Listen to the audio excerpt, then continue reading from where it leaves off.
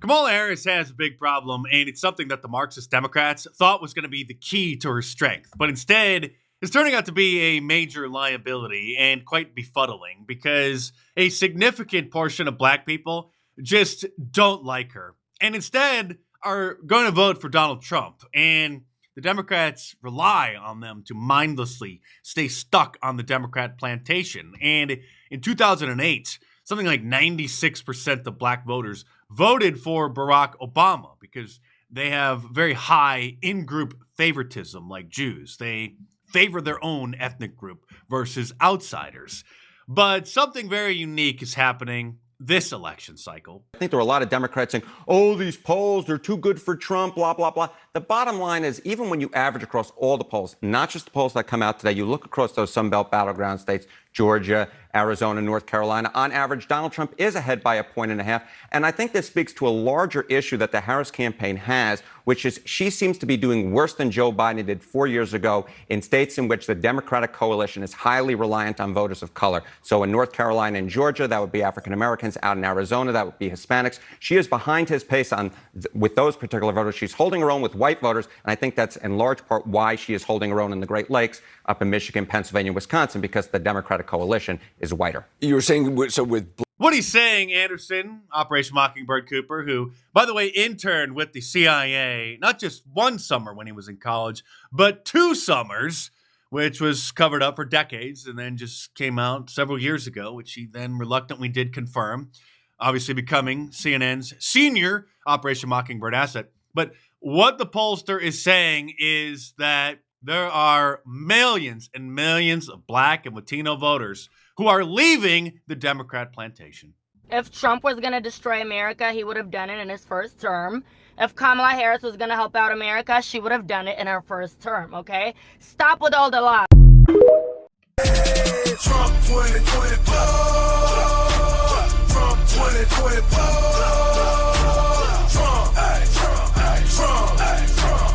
And then there's this guy who finally saw the light and caught the eye of Elon Musk, who retweeted this video as he recounts the moment that he realized, finally, but better late than never, that the mainstream media is full of crap.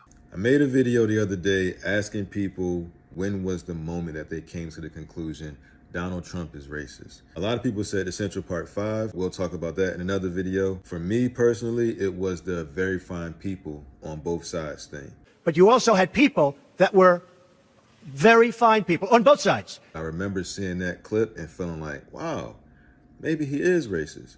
And I just happened to come across this video on YouTube. It basically said that the clip was edited and that I should go back and watch the entire clip. So I watched the entire thing. It got to that point where he says very fine people on both sides. And I'm like, see, that's exactly, I knew he said that. There's no point in me even continuing to watch this. And then it goes on and it gets to the part where he's like. And I'm not talking about the neo-Nazis and the white nationalists because they should be condemned totally. So he said he wasn't talking about the neo-Nazis and white supremacists. Why would they show me part of the story and make me feel like this? Even in the presidential debate against Joe Biden, he brought up the very fine people thing. He said, I think they're fine people on both sides.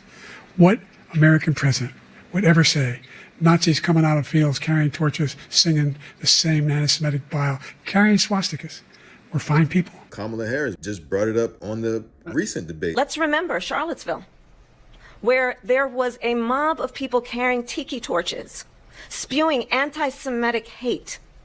And what did the president then at the time say? There were fine people on each side. People are still saying it even though it's been debunked. Snopes just added this in 2024 that was a lie. It supposedly said in 2017. We've been trying to tell you, bro. Sometimes we forget just how plugged in we are because the average American, no disrespect to this guy, and it's great that he finally came around, but the average American is a moron and they have no idea what it is that's going on. And they actually believe what the mainstream media is showing them. And so in a desperate attempt to try to keep Kamala's new core base of voters, white people, the Democrats are funding the White Dudes for Harris organization. You may recall not long ago, the White Dudes for Harris group held a live stream with a bunch of celebrities, Democrat politicians, and now they're funding that organization headed up by this clown, and they're going to be buying $10 million worth of ads in key swing states. Yeah, for far too long, the left has essentially ceded white men to the MAGA right. And a thing that we know is that most men, especially most white men, aren't actually MAGA supporters. And so we decided that we wanted to create space for white men to be a part of electing Vice President Harris. A safe space for cucks. I'm not sure who induces more cringe, the white dudes for Kamala, clown, or Kamala Harris's husband. Here he is on stage recounting the amazing moment during the debate when she walked up and shook Donald Trump's hand, trying to be a girl boss. Right up to him, remember? I'm Kamala Harris. And this guy was like, By the end of this election, this man and Tim Walz are going to end up in bed together. I mean, look at these people. These are the leaders of the Democrat Party. And MSDNC went to Michigan, a key swing state, to talk to union members. And, well, that didn't turn out as they expected. Talk to me about your level of interest in the criminal charges and so forth. February 6th? January 6th. So I remember that day. I know he was the standing president. I'm not familiar with the charges that are being brought against him for that. I'm not following that charge. They're all fake, sir. Just don't worry about it. I know there's multiple court cases going on. I'm just not familiar with it. I mean, that doesn't sound like it's going to be a factor in deciding who to vote for. No. Okay, so when I say January 6th, what do you think? Oh, I just remember seeing it on the news, like all the riots and stuff. Don't really know what it was about or what happened, though. How did it make you feel when you saw it? I don't know. I don't really feel any way about it. People showed their emotion, I guess. Probably in the wrong way, but it happened. And like I said, if it was a Black Lives Matter protest, they would have burned the White House to the ground. And by Black Lives Matter standards, it was a mostly peaceful protest. Let's check in with CBS News, who recently traveled to another key swing state, Wisconsin, and found this. But when we drove through those cornfields, just about every line had a Trump sign. Yeah. Flags everywhere, billboards everywhere, Trump campaign offices almost on every other block. It's the same thing in rural Pennsylvania.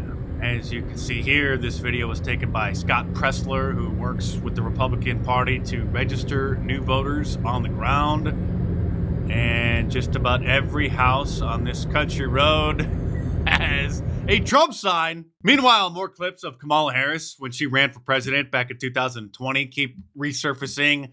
Like this one showing her singing along with the Black Lives Matter protesters about ending deportations of the criminal invaders. Up with education, down, down with deportation. Up with education, down, down with deportation. That's where we're at now. The Democrat nominee for president of the United States is against deporting the criminals who break into our country and invade our land. And the mainstream media just doesn't get it because they've been drinking their own Kool-Aid.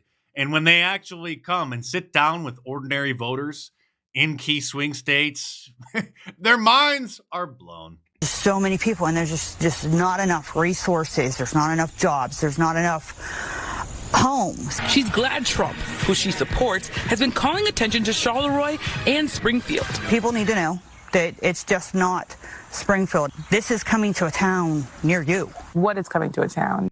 Well, the Democrats want to brown our small towns. Near you. Haitians or immigrants. Illegal invaders who have no business being anywhere close to the American shores.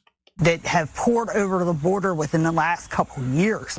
Who are then living off of our tax dollars, who are flown into our country on our dime. Why is that a bad thing, given the fact that some would say the United States is a nation of immigrants? Immigrants of the past came to the United States on their own dime and then worked for a living. The tens of millions of illegal criminal invaders who have come here come here in order to get on welfare and get free hotels, get free apartments, get free food stamps, get free Obama phones, get a free education, get free health care, get free everything. Free to them, of course, but paid for by hardworking American tax dollars. And I won't even get into their dietary habits, which the mainstream media flipped out about when Donald Trump mentioned it at the debate a few weeks ago. But I will plug my new Cat Lives Matter shirt, which you should order from my online store at markdice.com, or click the link in the description below. And for you ladies, the women's tee is also available. It may not be on the main homepage. If it's not, then just click on this design and then scroll down a little bit and it will be available. So head on over to markdice.com or click the link in the description below and check it out. They're eating the dogs. They're eating the cats. Eat the cat. Eat the cat.